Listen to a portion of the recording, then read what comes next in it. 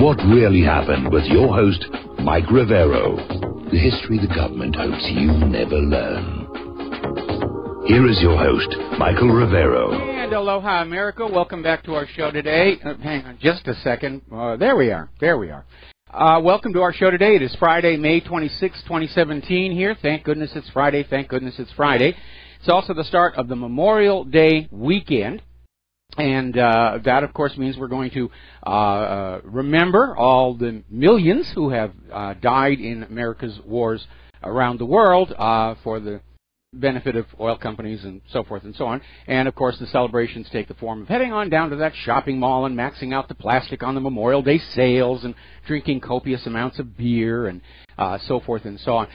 But in all seriousness here, I do think that it behooves us all to really take a moment at some point during the coming weekend to really think about what Memorial Day means, what war means, what it has cost the people, what its real benefit has been, and especially with our sadder but wiser knowledge from the past several years, to really look at why these wars happened in the first place, who benefited, who made the money off of them, who ultimately paid for all of them. So it's a very serious topic, and I don't expect you to spend a lot of time on it, but you really ought to. We'll talk a little bit more about that later in the show. Anyway, the phone lines are open, 800-313-9443. Mike is in our control room, ready to answer the phone when you call on in. The lovely Lady Claire will be joining us in hour number 3 today.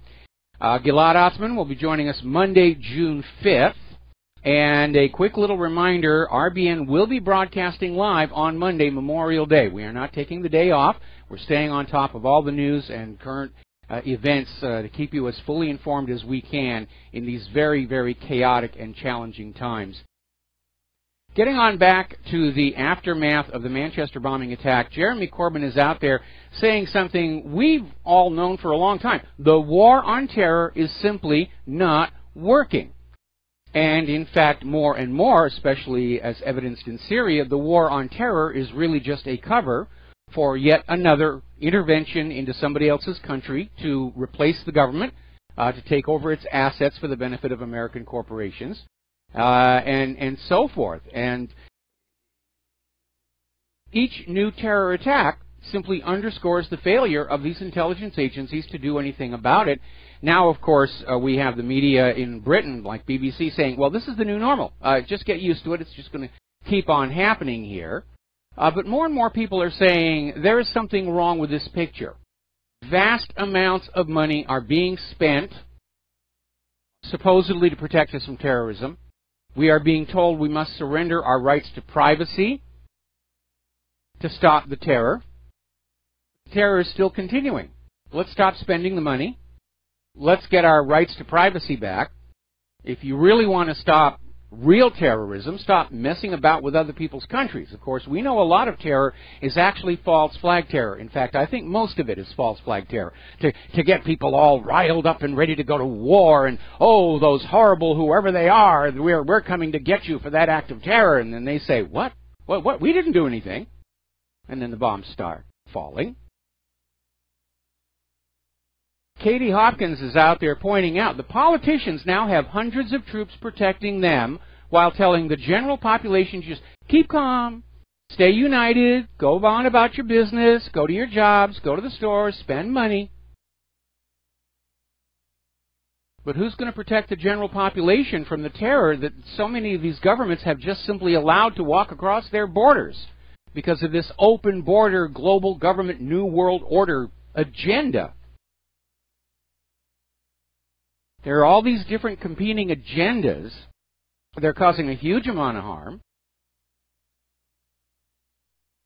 And it does show how badly factionalized the governance of the world has become here. Far from being a global government, it seems to be breaking apart into smaller and smaller little faction groups. Now, Piers Morgan is out there responding to the outrage over the American leak of information about the Manchester bomber. And he says, yeah, that was an annoyance, but really the issue is all the intelligence agencies in Britain who missed the glaring red flags. This guy's own friends had been calling the terror hotline saying, this guy is dangerous, and apparently he was not being watched, which raises the possibility that he was some kind of an intelligence asset that was put into play when they needed a spectacular bombing to scare the British people into supporting Theresa May, or scare the British people into saying, yes, we don't need any encryption here, just look at everything that we're doing, or to scare the British people into saying, yes, let's get back into that war in gosh darn Syria. And we know there have been so many false flags throughout history. There's actually a list of something like 48 false flag hoaxes that are officially admitted to, where governments have come back and said, yeah, we did this. Boy, we sure fooled you, didn't we? And I assume for every one false flag that's officially acknowledged, there are probably anywhere between 10 and 100 that still remain officially classified. And anybody talks about them, oh, it's just another tinfoil hat-wearing kook conspiracy wacko. Don't pay attention to them. All right, we're going to do a shout-out now to our on-air affiliates who are just now rejoining our network. Very alarming situation here where apparently hospitals across Great Britain are being told to be ready for another major incident following the Manchester attack. And again, it always seems very odd that the government seem to know a terror attack is imminent, but they just can't figure out who's doing it, where it's going to happen, what time it's going to happen, but by golly, they know it's coming. It does feel like a manufactured operation. Now, there's been another terror attack. This one appears to be genuine, but again, you never know. But down in Egypt, 26 Coptic Christians were killed, and another 26 were injured. Terrorists were shooting at Christians on a pilgrimage to the Anba Samuel Monastery near the city of Minya. And apparently between 8 and 10 heavily armed terrorists surrounded the bus and trucks before opening fire and slaughtering what are being described as the unarmed Christian martyrs. There are way too many people in this world who think violence is cool. And I don't know if you've been following along my show or my website for very long. I'm definitely opposed to violence. I think violence represents a failure of any kind of negotiating process to resolve one's differences peacefully. But then, again, because war is such a moneymaker for certain parties, they're going to come on in where people are trying to negotiate and muck things up. The arms manufacturers love war. The bankers love war. Politicians and economists who've gotten their nations into an absolutely horrific mess love war. At least it's a distraction. Now, we have another story over here from USAWatchdog.com. Still no proof of Trump-Russia collusion, and they're talking about how former CIA Director John Brennan testified on Capitol Hill and saying, I don't really know if there's a collusion. We don't have it. And basically it's saying there still is no proof.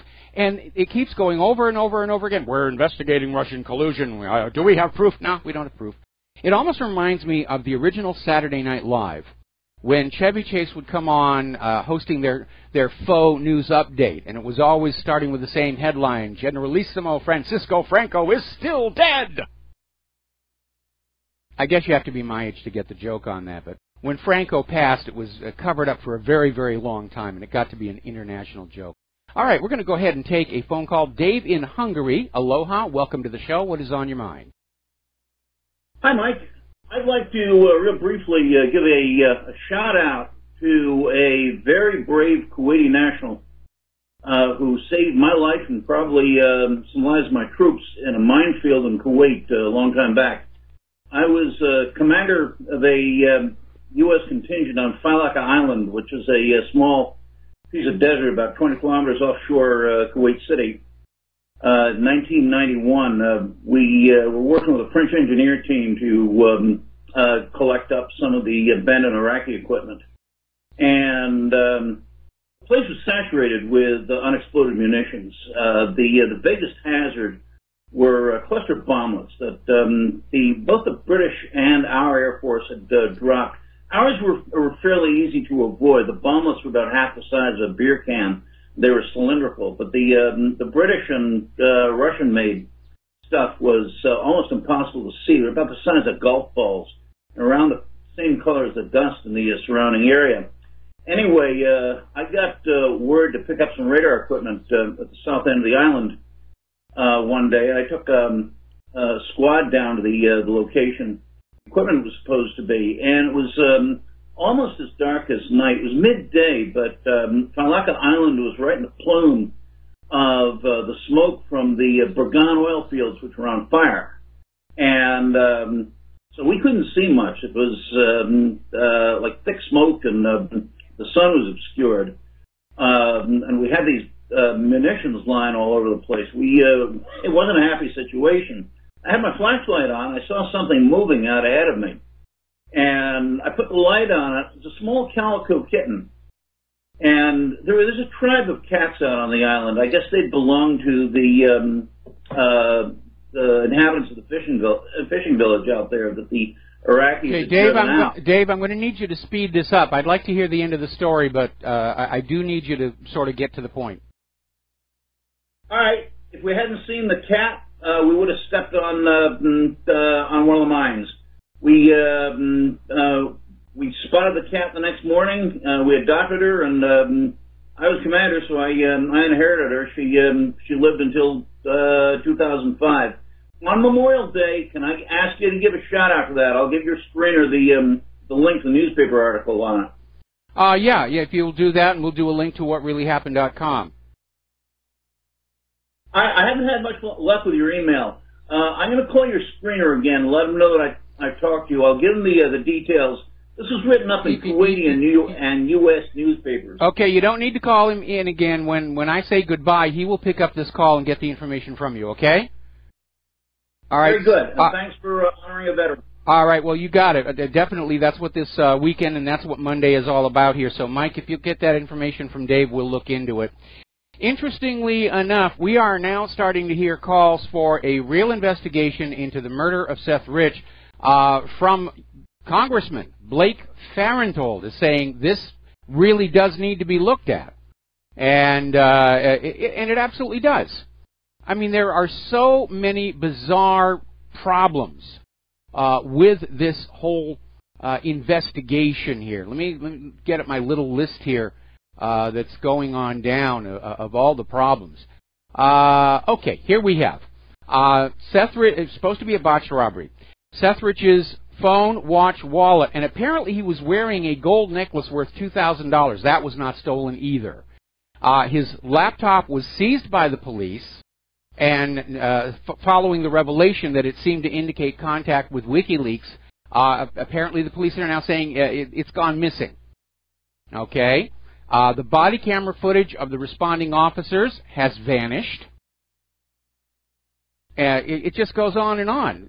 Nobody was questioning any of the witnesses in the area. Nobody went over and looked at the security camera footage at the bar where he'd been. We have D.C. police officers claim they were being told to stand down. There's something really rotten going on here. And by the way, while we're talking about mysterious deaths and disappearances and everything, has anybody seen Brian Pagliano alive recently? I mean, he has now missed 2 congressional subpoenas to testify. And as far as I can tell with the web searches, nobody has seen him. For all we know, he could be sleeping with the fishes. And he certainly had a lot of information. He got an immunity deal. And then after the immunity deal, he still pled the Fifth Amendment. And as far as I can tell, he's missing. I think it's time for a wellness check. I'd at least like to verify he's still alive, or maybe it's time to put him on the dead bodies list. Now, apparently, there has been an attempted, failed, overseas cyber attack against the computers of the Trump organization. And the FBI is investigating it. Apparently, they've talked to President Trump's sons, Don and Eric. And it's all very hazy where this all came from, whether it's a real, genuine hack attempt or somebody is trying to simply blur the landscape because there's so much going on about hacking and who's doing what. But there is a story that has come on out. This is over at Circa. And declassified memos are showing that, yes, indeed, the FBI illegally shared spy data on Americans, that's you, with private parties. This is not just a question of NSA getting data and unmasking people within other branches of the government. The FBI, when they're getting information, they're spying on you, violating your Fourth Amendment right to privacy, they're giving the data to private parties.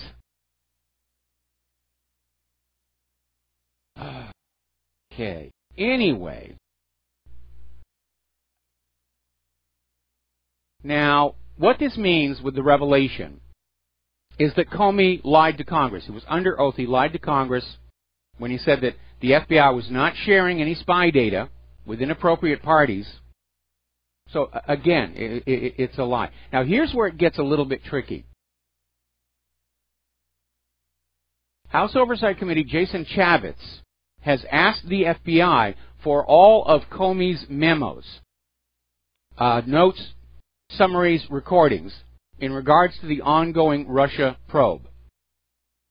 And this would presumably include any memos that involved political pressure put on Comey to alter the investigations, which Comey testified under oath had not happened. The FBI is refusing to hand it over. And the reason they're doing that is they're saying, well, there's a special counsel now, and the special counsel takes precedent, and so they're going to get the information, and that is why we're withholding it. And, of course, Chaffetz has come on back and said, well, our investigation complements the special counsel. We are, in fact, operating outside their jurisdiction. They do not have jurisdiction over us, so just make an extra copy and send it to us. So the war of words is going back and forth. But already we're seeing a classic pattern of a special counsel, which is to scoop up all the evidence and lock it away so that nobody else can look at it. That's what the Warren Commission did back during the JFK assassination. Everybody was finding all this evidence of conspiracy and multiple shooters, and the Warren Commission came on in and said, well, we've got the authority of the federal government. Give us all the evidence. Give us the Mannlicher Carcano. Give us all the lab test results. And they scooped it all up, brought it back to Washington, D.C., so that nobody could actually look at it for themselves, and then they spun that tale, that fairy tale about the crazed lone nut assassin in the book Depository. And that's very often what these special counsels or high-level investigations are about. They're not really investigations. They're part of the cover-up mechanism. Now, a lot of focus is starting to come on to Jared Kushner. And he's considered a person of interest in the FBI's Russia probe. And one of the reasons that this is going on is because apparently Jared Kushner hid dozens of meetings with Russians from his application for his top secret security clearance. Now, Kushner's lawyer is saying he simply forgot, I meet so many people. But it seems rather interesting, given that this is a witch hunt against Donald Trump. They seem to be focusing on his son-in-law an awful lot. Now, Trump has delegated a lot of authority and management of programs to Jared Kushner, which has raised a lot of eyebrows. And a lot of people who know Jared Kushner are saying he's really not capable of handling these tasks. So there may be an effort underway to basically pull him back. And it's a very, very complex issue. I think a lot of people are very concerned that Jared Kushner is functioning as Netanyahu's voice inside the White House, and they would perhaps like to see Kushner made a little bit more distant. But the sheer volume of the infighting that is still going on inside the White House and around the White House this many months after the election is an area of concern. And we ought to be concerned about it. All right, we're going to take a break for commercials. We'll be right back with more phone calls. And aloha, America. Welcome back to the show here. And I guess we're getting into Memorial Day fluff mode here. I'm looking at Fox News, and they're doing a thing about looking back at President John F. Kennedy. We're coming up on his 100th birthday, and they're going to make a big deal about him. He was a very important president in a lot of different ways, and we do know he was assassinated because he tried to change so many things here. All right, we're going to go back to the phones here. Steve in California, aloha. Welcome to the show. What's on your mind? The opportunity, the privilege yesterday of hosting for John, and I opened up the show, and actually pretty much the entire show was based on an article I had here in front of me called ER Surgeon at Seth Rich's Hospital says his gun wounds were not fatal.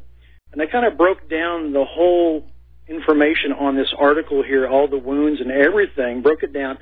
About 3 o'clock in the morning, I kind of woke up and said, geez, that something else didn't make sense. I pointed out all the irregularities.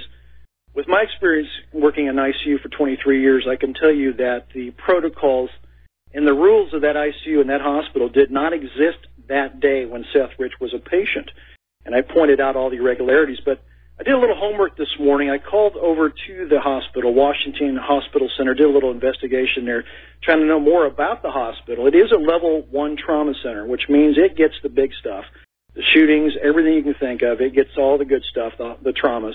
It's a 926-bed hospital, and this is what kind of blew me away, is normally most ICUs, trauma centers like this have 5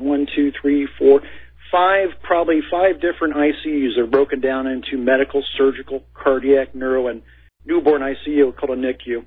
This hospital has 8 ICUs. Pretty big hospital, 926 beds. I tried to find out from HR. They didn't answer the phone, and I couldn't leave a message. I wanted to find out more of what the total number of beds were available in their ICU, just kind of figure out more about what they do. And I couldn't find that out. So based on just a guesstimate of hospitals I've worked out of that size, you're looking at probably 45 or more beds in all 8 ICUs total, probably 45 or more. It's a pretty good size ICU, so broken down really well.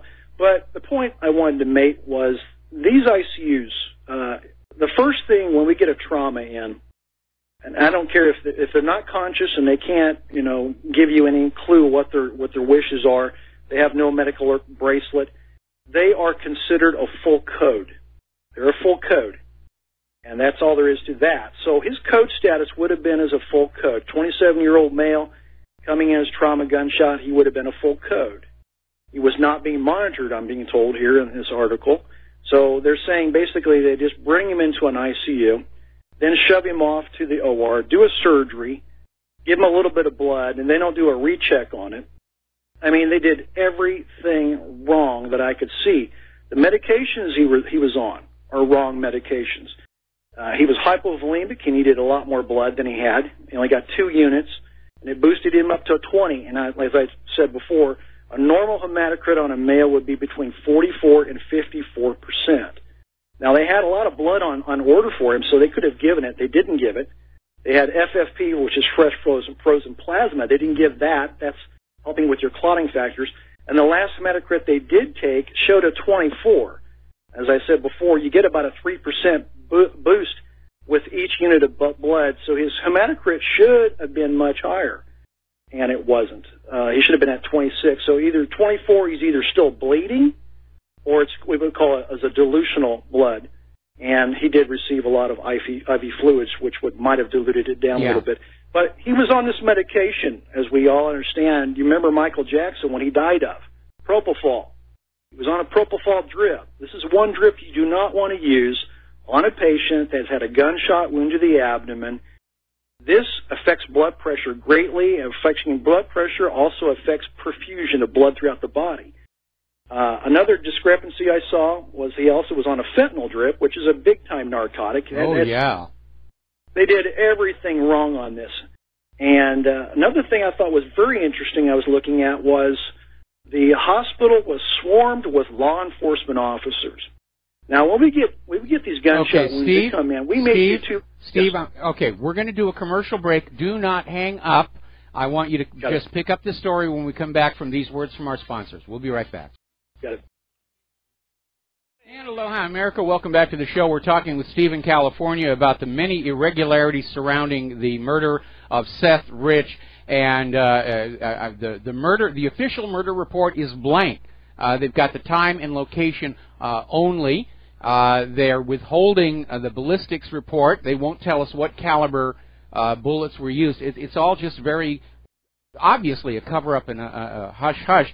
So Steve, drawing from his previous expertise, is talking about what was going on in the ER based on this information leaked out by a doctor who was there when it was all coming down. So you were talking about how the whole place was just flooded with law enforcement officials, which sounds like, you know, they're breaking the sterility of the ICU at the very least. Steve, are you there? Pardon? I said, Sure. to pick up your story about all the law enforcement people who were just around. Yeah, they're swamped. You know, when they come in, there's no name with them usually. They're just, they're not even called John Does. They're just a number. And so nobody should have known who he was by name and what his position was. But it was interesting to say that the ICU, the day he arrived and the day he died, place was swarmed with police officers, and normally you just see 2 officers that come to take a look and make a little report and leave because there's nothing they can do. They can't talk to the patient because he was intubated. He was on a mechanical breathing machine. Okay, so, well, hang on. 2 seconds. There are a couple of things we need to take into account. First of all, Seth Rich was still conscious when the responding officers got there, and he may have identified himself to them. Plus, contrary to the story of a robbery, he still had his wallet, which meant he was carrying his ID. Okay, well, that's true. Well, my guess is they intubated him. They intubated him in the ICU and took him over to OR to do the surgery because under the anesthesia, he would have had to be intubated. There's no way they could bag him. So he would have been intubated either in the ER or actually early on the ER, the ICU, or he would have been shortly after he got to the operating room. They could have done that. Anesthesia could have done that. But there should have been no reason to have that many police officers. And another red flag that I saw was, it says here the attending physician was allowed to stay in the room and a few nurses. Everyone else was kicked out of the ICU. Now, that's not going to happen. It's not going to happen. You're not going to kick everybody out of the ICU because you've got patients in each room, and every nurse has their job to take care of a patient because you are in the ICU, intensive care unit. So they're basically telling me they kept a doctor and a couple nurses in Seth Rich's room, and they cleaned out the entire ICU. All you nurses go out in the hallway. Nobody can take care of their patients for however long that could have been. That's not going to happen. I can tell you right now, ICU nurses are very dedicated to their job. They're dedicated to their patients. They are patient advocates. They're the top notch. Yes. Besides ER, they're top notch. And you don't push them around and tell them you're not going to take care of your patient for the next 2 hours because people die in the ICU when you don't tend to their needs. That's why they're in ICU. So that's a red flag right there to say we kicked everybody out and that's cool. That is not protocol. Everything about this case is like non-existent protocol and rules. This is amazing to see this. Now, one thing you mentioned about the charting and all that other stuff, we went to digitalized charting back in 2014. Every hospital had to comply, a new rule that everything is digitalized now. So all my charting goes on a computer. That came in with Obamacare. Yes.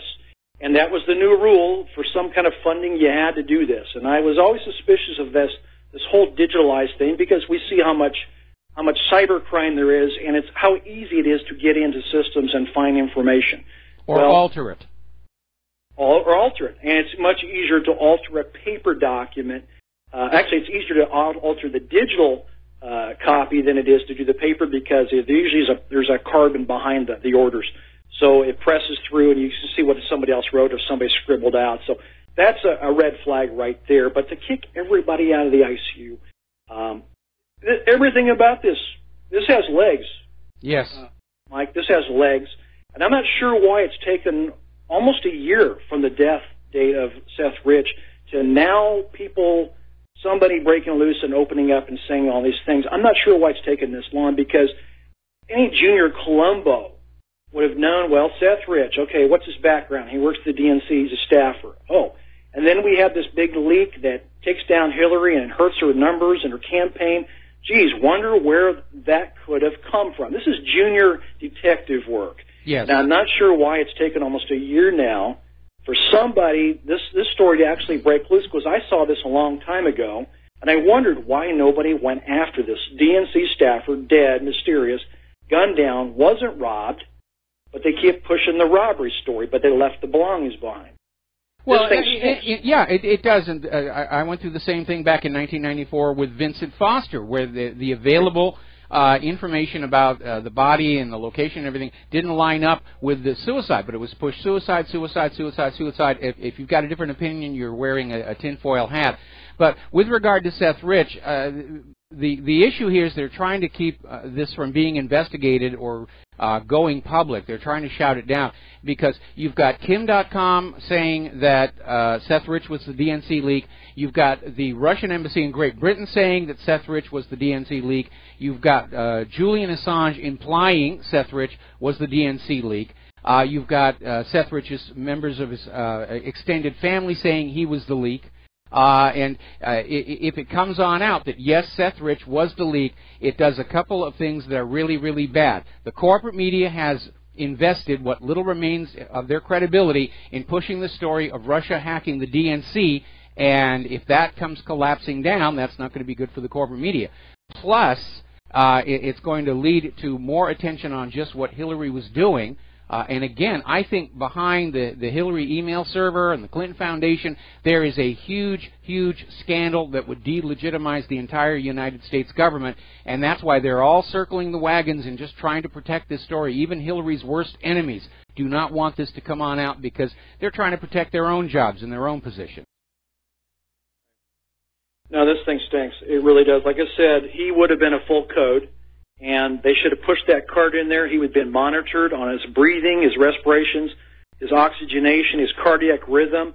That's what ICU is all about. I mean, you see it on TV. Yes. Those monitors, that's real stuff. And he was hooked up with monitors when he got there because the ambulance service has all that stuff too. So, none of this makes sense, saying not being monitored and then just doing rounds and finding him, standing over him, and he's dead. This is not how ICUs are run. And this hospital needs to be scrutinized and looked at very closely what happened here. And the chasing out of all the nurses, that was another red flag I thought about it. So you had a doctor and 2 or 3 nurses in the ICU in Seth Rich's room, nobody else present. So it's 4 people you can control. And versus a whole bunch of nurses, because normally the nurse ratio is a 1-to-1 or a 1 nurse to 2 patient ratio. So you cleaned out that ICU where Seth Rich was. You got rid of a lot of potential eyes to keep an eye or see what the heck was going on. And all those police officers pushing everybody out. He was a Joe Blow to them. But evidently he was not. He had a name, and they knew who he was. That's why they had so many officers there to secure the scene and do their little investigation, whatever they're doing, or making sure that they can control the investigation. Kind of like that movie I spoke about last night with Clint Eastwood, Absolute Power, how they control the investigation and they get the outcome they desire. Yes. This thing stinks. And somebody needs to call these hospital officials on the carpet to say, he's a full code, no code was done, what happened here? I absolutely want names, I want to know what's going on here. Nothing happened as it's supposed to in an ICU. Okay. And you've raised some very, very, very good points here. And it does look like the original hit was botched. He survived the shooting, and they had to go on in and cowboy him right there in the hospital. The same way that they botched the killing of Lee Harvey Oswald at the Texas movie theater, and they had to have Ruby go into literally the basement of the Dallas police station and cowboy him there to just basically shut him up. Yeah, it does stink, and that's why Seth Rich is on the dead bodies list. My next question is, where's Brian Pagliano, and is it time to put him on that dead bodies list? Anyway, thank you very much. One of the other things real quick is that the solution to his problem would have been, if he's on a ventilator, he's not doing well. He needs to be oxygenated, and he can't do it on his own. But the solution, one of the biggest solutions to his problem would have been blood, blood, blood. He needed circulating volume blood for oxygen carrying capacity. And this man did not. They had enough on hold to give it to him, and they never gave it to him. Had they given him the blood that he needed, that they had on hold, I looked and did the math on it. He should have had a hematocrit of around 32, I believe. And he ended up having a 24. 32, yeah, he would have 32% he would have had they given him all the blood product he needed. And they did not give it. That's a no-no. This is a big-time no-no here. They screwed up, and they didn't give him what he should have had to give him a heck of a shot of surviving this. So they facilitated his death. Yeah, that seems to definitely be it. Anyway, listen, Steve, you've given us a lot of really good information to look at, and you've triggered a whole bunch of other phone calls on the same subject. So thank you very much. We're going to let you go, and we're going to switch over to Glenn in Philadelphia. Glenn, aloha. Welcome to the show. What's on your mind? All right. Hi, Mike. Yeah, initially I was like, whoa, hold it. Something's rotten in Denmark with Steve's call. But then I hear, okay, now supposedly this information that was leaked by a physician who was there. And I'm thinking, let's slow down on the sequence of events here. Number one, he wouldn't have gone to the ICU until after the OR. So he would have gone to the trauma suite. He could have been intubated, but if they would have had paramedics as opposed to EMTs, he could have been intubated in the ambulance by paramedics, or he could have been intubated in the trauma suite, and certainly in the OR. So he would have been intubated, probably in the trauma suite, if not the ambulance, and then would have gone from the trauma suite to the OR, and then from the OR, you go to post-anesthesia care unit, and then to ICU. So the patient's, checked out and stabilized in the post-anesthesia care unit, and then over to ICU. So would have been fairly stable after surgery before going to the ICU. Now, I don't know about all the information. One huge problem here is it's one thing for whistleblowers to do whistleblowing on political issues like a Snowden or something like that, but for Steve to be privy to all this information about drugs and lab values and stuff like that, this doctor, whoever, this is a huge break of HIPAA, the Healthcare Information Portability and Accountability Act. That kind of breach could cost him his license, so hopefully this doctor will be able to remain anonymous. And if this stuff be true, and hopefully the chart isn't lost and these records are found, and some of these questions should be addressable after the fact. Well, as Steve pointed out, because of Obamacare, all hospital records are now computerized, and it is frighteningly easy to alter or even simply erase a computerized record. In the days of paper records, it was much more difficult to alter them and get away with it. There was a formal process where if you needed to make a change that was legitimate, you would do a single-line strikeout of the erroneous material, information, then you would write above the correction and you would sign an initial on it.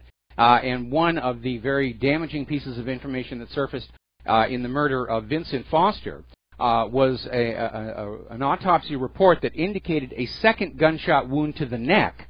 That had been whited out, and that is absolutely not the correct procedure. Obviously, with computerized records, you can just go on in and take out second neck wound, and nobody's going to be the wiser. The software probably does sort of the line out equivalent, though, where you have to, it can strike it, and then you have stuff to initial to change. But, well, that may be on the front end, but that doesn't mean the database itself cannot be directly accessed. I mean, look what Bev Harris found out about the GEMS voting system, that you could just go completely outside of GEMS and go into the database with standard database tools and change the records there, and the system that the data was for had no way of knowing. Right. By the way, the ICU wouldn't be sterile anyway. There's just, ICUs, OR suites, an operating room is supposed to be sterile or maintain sterile fields in the operating room, but certainly ICU isn't sterile. But anyway, yeah, there's enough. If this is something's rotten in Denmark, and definitely needs to be investigated. The question is, in our post-truth era here, does anybody anywhere have any guts or care about the truth? I mean, whether it's left or right or politically or whatever, the one overarching question is just, it seems to be, does anybody give a damn about the truth or have the courage to stand up for it in this society anymore at any level? Well, we do. You do, obviously. Everybody listening to this show does. The American people do. But obviously within the bowels of power, they're in pure survival mode. And from their point of view, the truth doesn't matter, accuracy doesn't matter, the law doesn't matter, just maintaining control over the people, that is the prime agenda. And because so much of their control is based on having the American people believe in the inherent goodness and trustworthiness of the government, they're in serious trouble right now.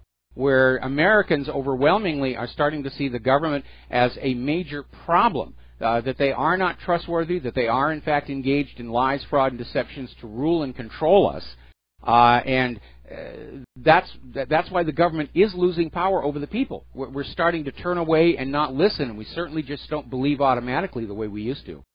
And well, when we have politicos who presume to threaten police chiefs and private investigators and they think that they can just say,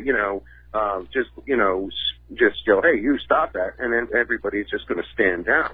If I were a police chief and some politico told me, to stand down on something that was clearly within my purview, I'd tell her to go straight back to hell from whence she came. Anyway. Well, again, when you're dealing with a group of people that have a long string of dead bodies behind them, you might want to think about that very, very carefully. And Washington, D.C. is almost literally a city under the siege of this deep state, the narcocracy. And plus there are a lot of CIA assets who are in police departments. That's their cover. And maybe this officer was one of them, and he was given a phone call and say, you're going to get a meeting from somebody. They're going to tell you to stand down, and you're going to nod and say, yes, ma'am, and that will be the end of it. It is a very, very dark mess. Anyway, listen, Glenn. By the way, have you noticed how much the term deep state has evolved into the vernacular in just the past few months? Oh, yeah. It wasn't used as much, and now it's pervasive in just the past the rock few is months. turned over. Everybody's looking at the little crawly things underneath there and saying, that's interesting. Glenn, we're going to let you go, take a break for commercials. We'll be back with more phone calls.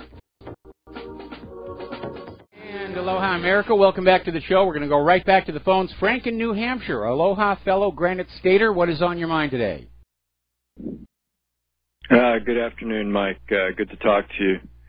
Yeah, I can't, after hearing the gentleman with the ICU experience go on about all the inconsistencies and all the problems with the medical procedures, and then hearing you talk about all the problems with the police report and just everything, I mean, not one thing is adding up in this story. And I can't help but think back to, and I'm not sure if you'll remember this, or maybe another caller can call in and help me with this, but some years ago, you'll probably remember there was, I think he was a CIA contractor who was a whistleblower who had materials in his possession. He was racing down the highway, I think it was somewhere in Texas, Dallas, being chased by the cops, and then they got him pulled over, and this is all caught on video.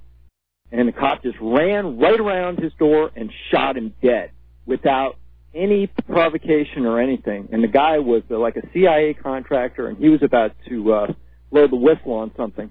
The point of my call is this: after that, we learned that through other whistleblowers, mainly to independent media, that all these major police departments have hit squads in them.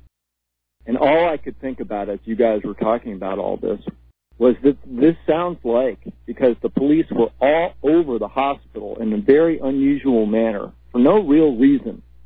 There really shouldn't have been a reason for that much police presence. And, no, that didn't really make a lot of sense. That didn't make a lot of sense. Yeah, and of course, he ends up dead in the end because basically everything that could be done wrong was done wrong. And, mysteriously or just accidentally, the guy dies in one of the most advanced hospitals with the most ERs, on a quiet night. It almost sounds like this is just the thought I got when you were talking about it, is that the cops, were sent in to kill this guy, to take him out, and either they were interrupted by a passerby or some kind of other situation, I'm not sure. And then, and that's why they basically, were so interested in him at the hospital, and then he ends up dead.